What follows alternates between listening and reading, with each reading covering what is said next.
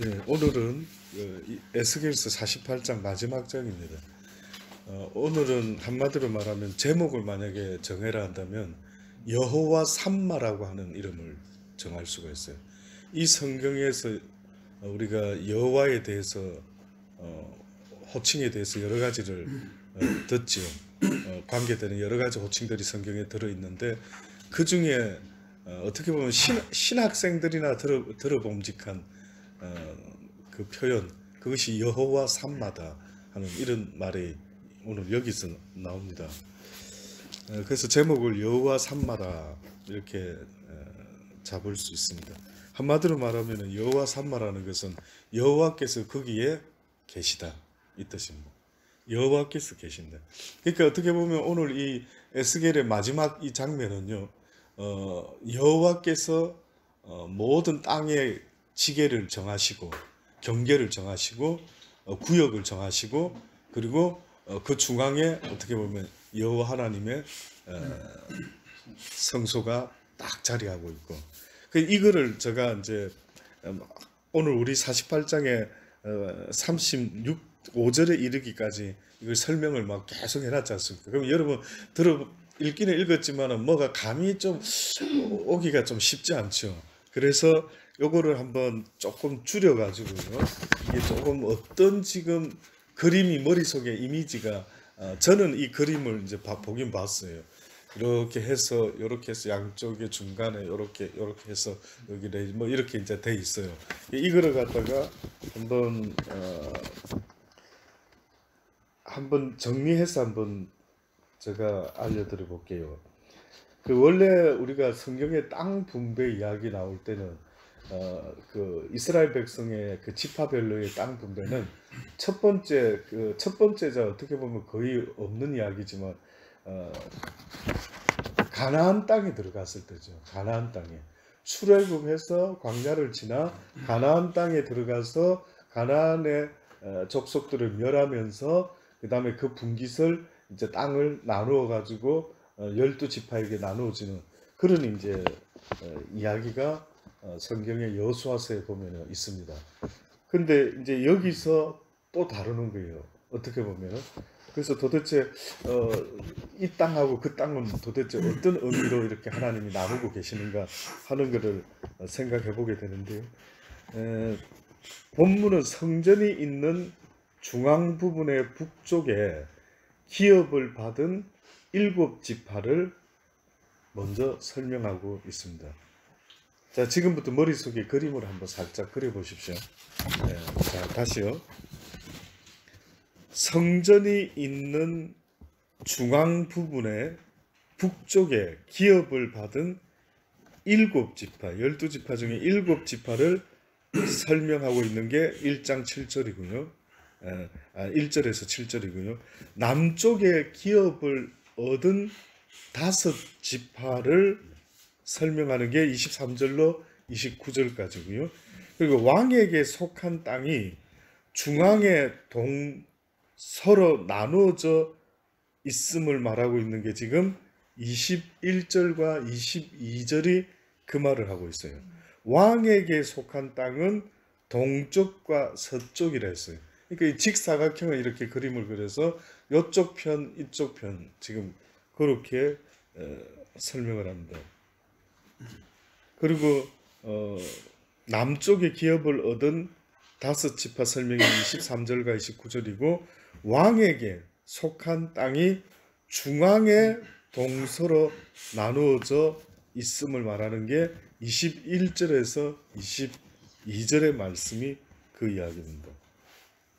그리고 8절에서 20절 사이에 많은 부분, 오늘 계속 읽었던 이것이 중앙 부분에 대한 설명입니다. 중앙 부분. 중앙 부분이 지금 여기서 말하는 약 2,500첩, 약 12km 정도 됩니다. 12km. 이게 세상의 성이라고 말하기가 거의 말이 안 될 정도로 어마어마한 길이죠. 12km면 도대체가 웬 성이, 웬 어떤 성전이, 웬 벽이 그렇게 길 수가 있을까요? 정사각형 형태의 땅으로 예물로 드릴 땅으로 이걸 구별해 놨습니다. 예물을 예물로 드릴 땅. 그러니까 하나님의 땅인데, 하나님의 그 성소 중앙에 있는 땅인데, 이것이 사람들이 하나님께 드리는 예물이 된다는 거죠. 우리가 예물 드릴 때 주로 우리가 헌금을 드리고 돈을 드리고 뭐 추수감사절 때 곡물을 드리지 않습니까? 근데 이거 지금 하나님이 이런 성전이 이 땅에 있나 싶은데, 이 성전은 땅을 하나님께 돌려드린다. 어떻게 보면 땅으로.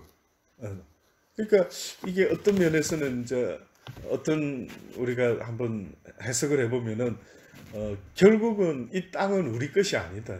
땅은 하나님의 것이고 이 땅은 우리가 빌려서 임대하고 있는 것이지, 이 땅이 영원히 내 소유가 될 수 있는 그런 땅은 아니다.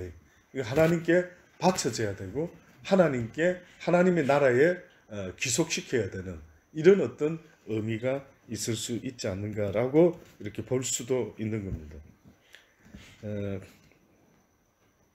그리고 그 중심에는요, 그 배교의 시대, 이스라엘의 배교의 시대 때 신앙의 절개를 지킨 사독 자손 이야기가 나오죠. 사독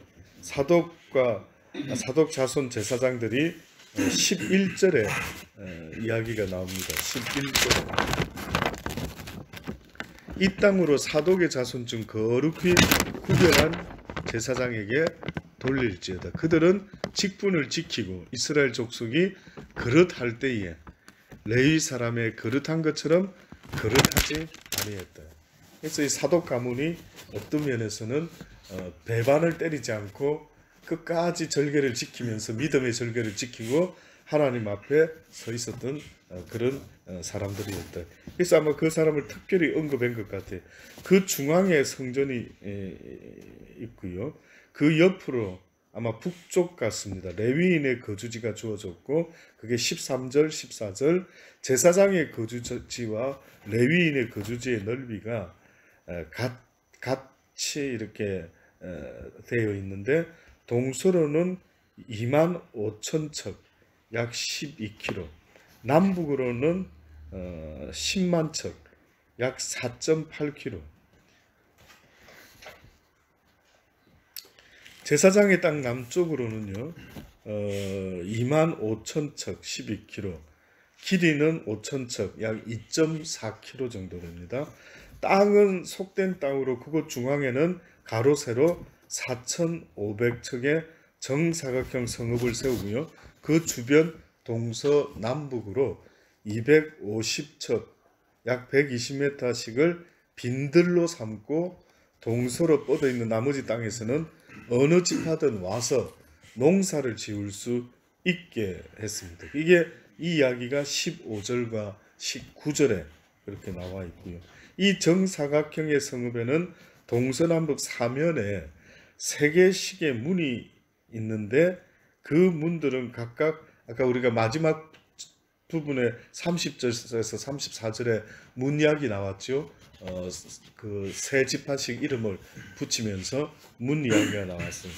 그게 이제 지금 마지막에 12지파의 이름을 따서 이렇게 동서남북 내면에 각 3개씩의 문을 만들어 놨습니다. 이는 하나님 안에 있는 자, 구원받은 백성은 누구든지 이 문을 통과하여 성에 들어올 수 있다라고 하는 것을 상징을 하고 있습니다. 그러니까 어떤 면에서는 저와 여러분이 이 세상을 살아가면서 과연 이런 세상이 언제 올 수 있을까? 이런 성전이, 이런 땅이, 구획이 언제 이렇게 설정이 되고 할까라고 상당히 궁금합니다. 근데 성경에 보면은요, 여러분 달란트 비유 아십니까? 달란트 비유. 왕이, 주인이 먼 길을 떠나면서 종들에게 달란트를 맡기고 떠나요. 5달란트, 2달란트, 1달란트를 맡겼습니다. 맡겼는데 주인이 맡기면서 그냥 맡기기만 한 게 아니고 뭐라고 명령을 했어요. 오다를. 그게 뭐였냐면 이것을 가지고 이익을 남겨야 된다, 이렇게 말했어요. 그래서 5달란트, 2달란트 받은 사람은 주인의 명령을 받자마자 나가서 장사를 했어요. 그래서 그 달란트를 가지고 이익을 창출했어요. 근데 한 달란트 받은 사람은 주인이 왔을 때 계산하자. 그 성경에 한번 여러분 그 사복음서를 특히 잘 읽어 보면은요, 회개라는 단어를, 우리 지난 시간에도 회개 단어 들었죠. 기억나죠? 천국은 회개하는 어떠한 것과 같아. 그러니까 여러분과 저의 삶이요, 그냥 살다가 가면 되는 게 아니라는 거예요. 나에게 생명을 주신 이가 나중에 계산을 뽑겠다라는 거예요. 너에게 생명을 준 그 값을, 내 뜻을 쫓아서 네가 어떻게 살았는지를 내가 나중에 계산을 뽑아 보겠다는 거예요. 그게 굉장히 어떻게 보면 무서운 이야기인 거예요. 그 계산을 뽑아 봤을 때 미달이 되면은 천국에 들어올 수가 없게끔 되는 거예요. 그 이제 주인이 갔다가 와서 5달란트, 2달란트, 1달란트 받은 자에게 확인을 해요. 자, 너 얼마 이익 남겼어? 딱 물어봐요. 그랬더니 5달란트 받은 사람이 하는 말이, 저는 더블로 남겼습니다. 5달란트 남겼습니다. 하고 가져왔어요. 그때 주인이 뭐라고 표현을 했느냐면, 착하고 충성된 종아, 네가 적은 일에 충성하였으니 내가 많은 것으로 내게 맡길 것이라. 근데 뭘 맡기나 보니까 땅을 맡기는 거예요. 10고를 다스릴 권세를 내가 내게 주노라. 그 땅 이야기가 나와요. 땅. 그러니까 마을, 어떤 도시, 이런 쪽 이야기가 자꾸 나오죠. 근데 지금 하나님이 이 마지막 에스겔을 통해서 보여주는 예언의 모습 속에는 뜻밖에도 마지막 하나님이 계획한 캔버라와 같은 구획 도시 이야기를 하고 있어요. 나의 도시는 이렇게 될 것이다. 나의 도시는 이렇게 지어질 것이고, 너희는 이곳에서 농사를 지을 것이며, 너희는 이곳에서 땅으로 내게 영광을 돌리게 될 것이고 바치게 될 것이고. 그래서 보면 성경에 거의 우리에게 주고자 하는 권세를 주고 내가 너희와 함께 왕노릇하며 다스리겠다라고 말하는 그 모든 하나님의 이야기 속에는 무엇이 전제로 되어 있느냐면 땅이 전제로 되어 있어요. 그래서 이제 지금 우리는 감이 잘 안 잡히죠. 근데 이제 여기서 만약에 5달란트 받았는데 10달란트 만들어낸 사람은 나중에 하나님과 함께, 주님과 함께 10고을을 다스릴 거예요. 그 고을 하나가 얼마나 큰지는 모르겠어요. 근데 한번 여러분 생각해 보세요. 옛날에 임금님이 행차하시고 막 이러면은 모든 백성이 길에서 머리를 박고 막 그냥 뭐 어서 오십시오 하고 막 이러고 있는 그 영광스러운 모습을 보면은요, 아마 하늘나라에서도 누가 저 사람이 누구길래 예수님과 함께 이렇게 우리를 이렇게 관리하고 관찰하고 다스리고 하는, 저 사람은 도대체 어떤 사람이길래 저 자리에서 저렇게 예수님과 함께 저 일을 하고 있는 건가? 아마 다들 막 신기할 거예요. 부러워도 하고 신기해하고, 야, 저 사람 좋겠다. 어떻게 저렇게 할 수 있을까? 근데 뜻밖에도 누가 주님과 함께 그 고을을 다스리는가 보니까 주님이 이 땅에서 우리에게 맡겨주신 그 달란트를 이익을 남기라고 그렇게 말씀하는 거예요. 그러니까 주님은 어떤 이익을 우리에게 요구하시나라고 보니까 바로 생명을 얻는 그 일에 너희의 달란트를 써야 되는 것을 이야기를 한 거예요. 성경에는 또 이렇게 표현합니다. 너희가 사랑의 빛 외에는 어떠한 빛도 져서는 안 된다. 그럼 사랑의 빛은 어떤 빛이냐면은 예수 그리스도에게, 하나님에게 우리는 사랑의 빛을 졌다. 그분이 우리를 위하여 십자가에 그 죽어주신 그것은, 그 값은 사랑의 빛, 1만 달란트의 빛을 졌다. 우리 지난 시간에 듣지 않았습니까? 1만 달란트 액수가 얼마나 된다고요? 어마어마합니다. 어마어마합니다. 뭐 상상이 수치적으로는 안 됩니다. 그러니까 우리가 빛을 줬는데 1만 달란트인데 그 의미는 하나님께 사랑의 빛을 줬다는 거예요. 그러니까 성경에 사랑의 빛 외에는 어떤 빛도 지지 말아야 해요.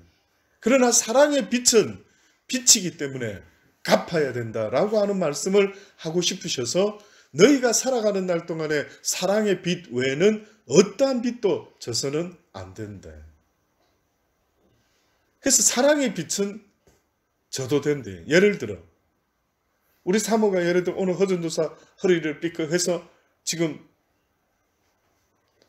파동 침을 좀 이렇게 놔줘가지고 좀 호전 조금이라도 될 수만 있다면 애를 써줬대. 그 허전도사는 사랑의 빛을 진 거예요. 갚아야 된다고. 갚아야 돼요. 짜장면으로 갚든지 뭘로 갚든지 갚아요. 근데 이제 이건 무슨 의미냐면 하나님이 이 사랑의 빛을 다른 누군가에도 또 갚아라는 거예요. 너도 사랑의 빛을 줬으니까 너도 살아가면서 누군가 내가 도울 수 있는 그 무엇이 있다면 그것으로 그 사람을 도와라는 거예요. 이것이 하나님이 지금 우리에게 말씀하는 거예요. 그래서 그 사랑의 빛을 갚다 보면은 그 사람이 전혀 하나님을 모르고 변화가 없는 사람인데 무엇을 경험하면 그가 하나님이 살아계시구나 할 수 있는 느낌을 얻게 되는데 그건 바로 사랑이다. 사랑이에요. 고맙죠? 네, 고맙다. 막 너무 어깨 아프고 막 우리 엊그제 우리 재호 집사도 허리 한번 저기 파동 치료를 받았어요. 저거가 진짜 무통에 이렇게 효과가 있으면 막 100점이죠. 근데 고통이 너무 심해요.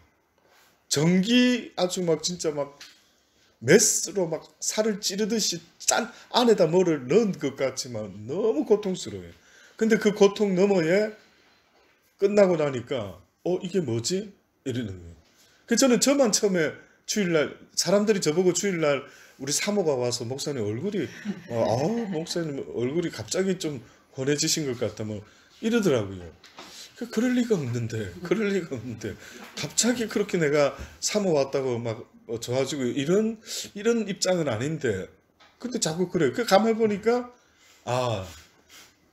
이 파동에 도움을 좀 받은 것 같은 느낌이 들더라고요. 그래서 막 아픈데도 그 다음날 또 해달라고 또 3일을 지금 연속을 했어요. 근데 오늘 아침에는 그 오랫동안 아파왔던 그 다리 그 당뇨 때문에 그 발에 그 못에 저기 무슨 신경이죠? 말초신경이 무뎌지니까 무뎌진 것만 감각이 없어지는 게 문제가 아니라 감각뿐만 아니라 여기가 지려요. 아프고 시리고. 그 보통 발 전체가 그랬는데 이거는 진짜 아직 말하기가 좀 미안한데 지금 3, 4일 했는데 오늘 아침에 딱 일어나 보니까 그 지리던 발이 한 4분의 3이 이렇게 안 지리고 조금 남아있는 듯한 왼쪽 발 쪽에 주로 조금 남아있는 듯한 부분. 그러니까 이렇게 전체가 아팠던 게 아니라 조금 지금 이 정도 얼마나 발을 땅바닥에 디디는데 여러분 모를 거예요. 제가 언젠가부터 양말을 잘 안 신어요. 발의 감각과 뭐 이런 것들이 안 좋아가지고 가능한 한 걷는 느낌을 느껴보려고 양말을 잘 안 신으려고 하는 게. 근데 이제 요 며칠 딱 걸어보니까 지금 오늘도 특히 이렇게 그러니까 이게 뭐지? 자꾸 이게 궁금한 거예요. 이게 진짜인가? 진짜 이런 건가? 만약에 이렇게 도움을 받을 수 있는 거라면은 진짜 도움을 줄 수 있는 사람들이 얼마나 많이 있을까? 그래서 이제 처음에 그런 전도와 이런 것 때문에 한번 이거 잘 되면 좋겠다 하고 저를 실습을 많이 했는데 그 전에 하는 거는 많이 아팠어요. 몸에 열이 들어오면 아프고. 근데 오늘 이거는 좀 뭐가 다른 것 같아요. 그냥 trực 방으로 수술을 쉽게 말해서 메스를 대는 것 같은 그런 느낌이 드는 거예요. 그래서 좀 계속 지켜보면서 제가 또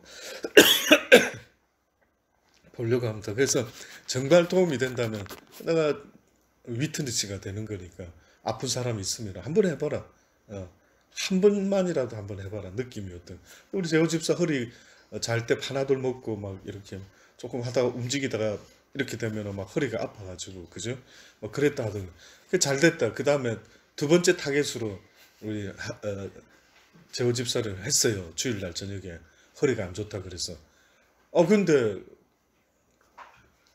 좀 뭐가 달라졌더라.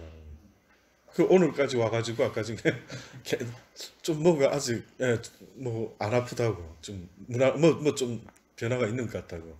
이게 저만 그런 게 아니라 지금 다 그렇게 하고 있는. 다음에는 이제 머리 쪽을 집중해가지고 우리 재호 집사 잠을 깨칠 수 있는. 그 우리 재호 집사는 이게 일부러 자는 게 아닙니다. 저 설교가 너무 지루해서 잠이나 자자 뭐 이렇게 해서 오해하실 분도 있을 수 있겠지만은 그게 아니에요. 우리 이 집사 만났을 때가 아주 오래됐습니다. 벌써 그죠? 한 10여 년, 20년 다 돼가나 10여 년. 근데 그게 기면증이랍니까? 좀 그게 심하다 하더라고요. 양해를 구하더라고요. 운전하다가 빨간불이 이렇게 있으면은 보통 빨간불이라 할지라도 여러분 혹시 주무십니까? 그걸 하다가 그거 안 되죠. 그거 큰일 나죠. 근데 그런 경향이 있는 거예요. 그게 이제 컨트롤이 좀 그게 그런 게 있더라고요. 그래서 진짜 어떻게 도움이 될 수 있으면은 이 부분도 정말 기도하면서 그래서 어쨌든 사랑의 밸런스. 사랑 이야기. 이렇게 사랑을 자꾸 전달하고 사랑을 퍼뜨리고 해서 사람들이 그 예수님에 대한 사랑의 빛을 지고 정말 고맙습니다 사모님 뭐 이런 이야기가 되는 고마우면 예수 믿으면 된다. 예수 믿으세요. 여러 가지 우리가 전도의 방법이 있겠죠. 근데 전도에 가장 사람을 움직일 수 있는 가장 큰 것은 사랑이에요. 여러분 사랑에는 다 무너지지 않습니까? 사랑 앞에 누가 진정으로 나를 사랑해 주는구나 이렇게 느껴지면 여러분 어떨 것 같습니까? 무너지죠. 다 오픈해 버리는 거예요. 설교를 하더라도 목사님 간절히 하시는구나. 나한테 저렇게 애를 쓰시는구나. 나한테 막 예수님 전해보려고. 이게 만약에 전달되면 내용은 조금 부족하더라도 그 간절함이 전달된다면 어때요 여러분? 느낌이 다르죠. 그냥 몇 마디 안 들어도 아멘. 맞아요. 내가 그래 한번 해볼게요. 이렇게 사랑은 파워가 있대요. 근데 사랑이 없이 팍 비판하고 사랑이 없이 팍 지적하고 사랑이 없이 뭐 이러면은 그건 반항만 하게 되는 거예요. 그래서 성경에 네 자녀를 네가 비록 부모지만은 노엽게 하지 말아라. 저는 옛날에 그 성경을 읽을 때 이해가 안 돼요. 아니 저들이 뭔데 감히 부모한테 노여해? 가르치면 가르치는 대로 야단치면 야단치는 대로 그 달게 깨달아야지. 어떻게 자기들이 화를 내? 이랬는데 자녀를 노엽게 하지 말라는 거예요. 그거는 어떤 의미냐면은 자녀를 대할 때는 100% 사랑으로 대해야 된대. 사랑이 빠진 관계는 그는 부모와 자식의 관계가 아니라 원수의 관계가 될 수밖에 없어요. 가장 중요한 사랑의 관계는 어떻게 보면 부모, 형제 간에 자녀 간에 이 관계가 가장 사랑으로 똘똘똘 뭉쳐져야 되는 관계인데 사람들이 그 사랑을 한다라고 하면서 자녀를 키울 때 노엽게 키우고 있대. 감정을 건드린대. 얼마나 안 좋은 건지 모릅니다. 그래서 여러분 자녀 키울 때는요 아주 한 인격을 대하듯이 이 속에도 주님이 계신다라고 하는 그 마음으로 그 자녀를 대해야지. 이 자녀에게 만약에 니까짓 게 이 어디서 이런 게 태어나가지고 이렇게 나를 속썩여 이런 식이 되었다가는요 그거는 그 사람 실패다. 자기도 사랑을 먹어야 돼요. 그래서 사랑 먹고 자란 사람은 다르다. 우리가 고기도 먹어본 사람이 먹을 줄 안다는 것처럼 사랑을 받고 자란 사람은 다를 수 있다. 그래서 저는 어떻게 보면 큰아들도 키우고 둘째도 키우고 셋째도 키우는데 셋째는 제가 저번에 한 번씩 간증을 했지만 지금까지 엉덩이를 때려본 적이 없어요. 맴매를 해본 적이 없어요. 첫째, 둘째 때 잘 몰랐다가 하나님께 크게 혼이 나고 나서 세 번째 막내 아들 키울 때는 아, 인내심이 필요하구나. 사랑은 오래 참는 거구나. 그래서 그 인내심을 잊지 않고 자녀를 키울 때 항상 지켜보면서 참으면서 끌어오르지만 참으면서 그 아이에게 인격적으로 이야기를 하는 거예요. 그래서 결국은 우리 아이들을 변화시킬 수 있는 힘도 사랑밖에 없다. 한국에 있는 제가 한국에서 목회를 할 때에 떠나왔던 교인들 중에 어떤 분이 한 분은 언젠가 전화가 한 번 왔었어요. 그 집도 아들만 셋이에요.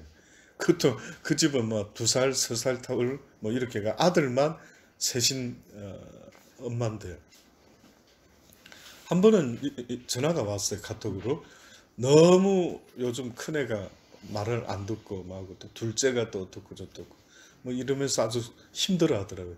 근데 힘들 때 자기가 목사님 말씀 중에 기억하는 말씀이 있다고 그러면서 하는데 제가 했던 말 중에 그 말을 기억하고 있더라고요.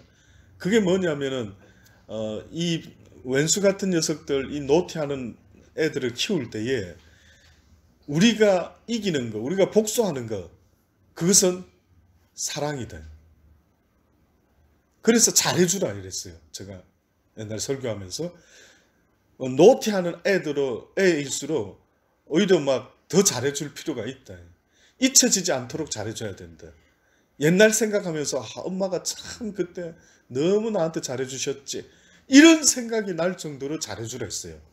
그래야 그놈들이 나중에 집 나가보고 엄마랑 헤어져 있을 때 그때가 참 좋았구나 라고 하는 생각이 들어서 다시 찾아올 수 있을 정도로 사랑을 듬뿍 먹이라고 그랬어요. 막 속에 올라오지만 해주라, 잘해주라, 사랑으로. 그래서 그 아이들이 나중에 엄마 아빠를 떠올릴 때마다 참 나에게는 둘도 없는 귀한 분들이었는데 내가 왜 효도를 못 해드렸을까 라고 후회막급할 정도로 잘해주랬어요. 후회막급이 안 되면은 실패돼. 걔네들이 엄마 아빠를 떠올렸을 때에 내가 왜 효도를 더 안 했을까 하는 생각을 하게 된다면은 성공하는 거지만 그냥 집 나가서 끝. 엄마 아빠 그러다가 살다가 각각 죽었더라. 이러면은 그건 실패다라고 했던.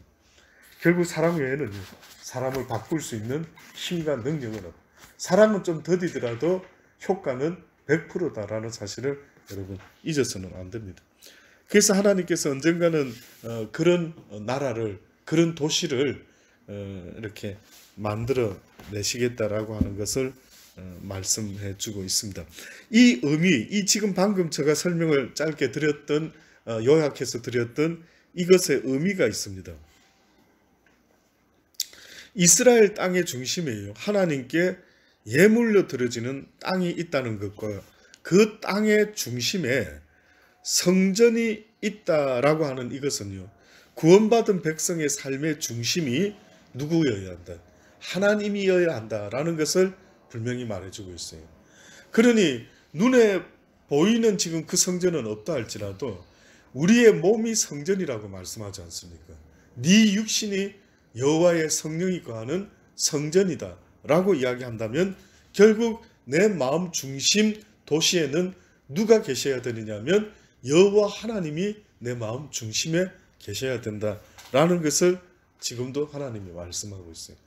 저와 여러분의 어떻게 보면 하나님의 백성이다라고 하는 것은 모든 그 어떤 삶 속에 있어서 어떤 일이 벌어지고 어떻고 저떻고 하는 일이 생기면은 그 중심에 하나님을 바라보는 것처럼 하나님의 성령의 도움을 날마다 바라볼 수 있는 이러한 백성이 되줘야 된다. 그게 여호와의 백성이다. 그게 여호와의 도시에 살아가고 있는 백성의 모습이다라고 말할 수가 있습니다. 잊지 마셔야 돼요. 그러니까 아파도 쳐다봐야 되고 기뻐도 주님 쳐다봐야 되고 속상해도 주님 쳐다봐야 되고 뭐 여러 어떤 일이 있어도 주님, 아버지 어떻게 해요? 아버지 저 사람 나 힘들게 하는데 어떻게 하면 좋아요? 이렇게 계속 아버지와의 다스림을 받으려고 늘 그분을 바라봐야 된대. 이게 이해가 잘 안 되십니까? 여러분 만약에 살아가다가 억울한 일이 있으면 어떻게 합니까? 성경의 말씀처럼 어떤 억울한 일을 당한 과부가 누굴 찾아가면 재판관을 찾아가죠. 내 억울함을 풀어줄 수 있는 유일한 분이 재판관이 돼. 그러니까 하나님이 우리에게 말씀해요. 내가 너희의 재판관이 되고 내가 너희의 산성이 되고 반석이 되고 방패가 되고 지킬 힘과 창이 될 수 있는데 왜 너희가 나를 찾아오지 않느냐는 거죠. 그래서 주님을 찾아온다라는 것은 여러분의 삶의 중심에 방금 말씀드린 것처럼 주의 성령, 하나님의 영이 하나님께서 늘 좌정하는 그것을 바라볼 수 있는 그런 모습이 되어야 되는데 바라보지를 않는 거예요. 왜 안 바라봅니까? 네? 그러니까 하나님을 바라본다라는 것은 계속해서 그분에게 그 이야기를 알려드리는 거예요. 아버지 나 이래 힘들어요. 나 속상해요. 답답해요. 외로워요. 아파요. 어째요? 말하는 분이 있는데 안 하는 분이 있어요. 안 하는 만큼 여러분 그분을 바라보는 게 아니다. 저는 여러분이 꼭 그렇게 먼저 주님하고 대화를 하시기 바랍니다. 먼저 주님께 물어보시기 바랍니다. 그러면 그분이요 어떤 방법으로든 여러분에게 응답하겠다라고 하시는 게 다스려 주겠다라는 게 그분의 말씀인 겁니다. 그곳에 성전 중심으로 제사장과 레위인 뿐만 아니라 성읍 주변으로 누구나 와서 농사 짓고 먹을 수 있는 땅이 있다 했습니다. 이것은 결국 그분으로 더불어 먹고 마실 수 있는 터전이 있다라는 거예요. 옛날에 소작농들이 최고로 부러워했던 게 뭐였느냐 하면은 자기 땅을 갖는 겁니다. 실컷 농사 지었는데 다른 사람에게 다 줘버려요. 평생 일만 아주 피땀을 흘리며 일만 하고 먹는 거는 요만큼이고 나머지는 전부 다 줘버려요. 너무 억울하지 않아요? 혹시 여러분 페이를 받는데 한 주에 한 1,000불 버는데 1,000불 버는데 한 700~800불은 세금으로 다 내고 한 200불 가지고 살아간다. 기분 어떠세요? 이거는 강도구나 막 이런 느낌 들고 이 정부를 뒤집어 엎어야 되겠다. 뭐 목숨 걸고 할 것 같지 않습니까? 그러니까 우리가 이 땅에서는 어떤 모습이냐면은 어떻게 보면은 이만큼 일을 하고 이만큼 나를 위해서 갖는 것 같은. 근데 지금 이 하나님의 도성은 누구든지 와서 이만큼 농사 지으면 이만큼 먹으라는. 다 있거든. 네. 의미가 특이하죠. 이 땅은 다 있거든. 그러니까 과거의 사람들은 실감합니다. 우리 때는 돈으로 다 받기 때문에 이게 지금 감이 안 잡히죠.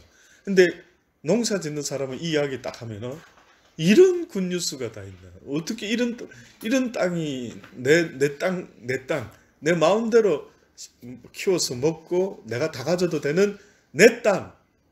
그러니까 어떤 면에서 하나님이 택한 하나님의 백성들 또 하나님께 순종하는 그의 백성들이 얻게 되는 땅의 이야기를 하면서 너희들이 여기서 마음껏 누린다. 마음껏 심고 마음껏 거두고 마음껏 네가 그거를 취할 수가 있다라는 이런 이야기를 하시니 얼마나 복됩니까? 그래서 그 마지막을 이야기할 때에 예루살렘이 하나님의 도성이라 하는데 그 장소를 아마 여호와 삼마라 이렇게 지금 붙였던 겁니다. 그러니까 바로 그곳에 하나님이 계십니다. 그게 이 땅의 예루살렘도 될 수 있겠고요. 그러나 하나님이 그곳에 어떻게 보면 자정하셔서 우리를 다스린다라는 이런 의미의 이야기가 되겠습니다. 그래서 아무쪼록 저와 여러분도요, 그 여호와 삼마의 하나님을 기억하고 그분이 내 중심에 계신다라는 사실, 멀리 있다, 여기 있다, 저기 있다가 아니라 내 마음 중심에 있다라는 사실을 잊지 마시기를 바랍니다. 예, 다 같이 기도하겠습니다.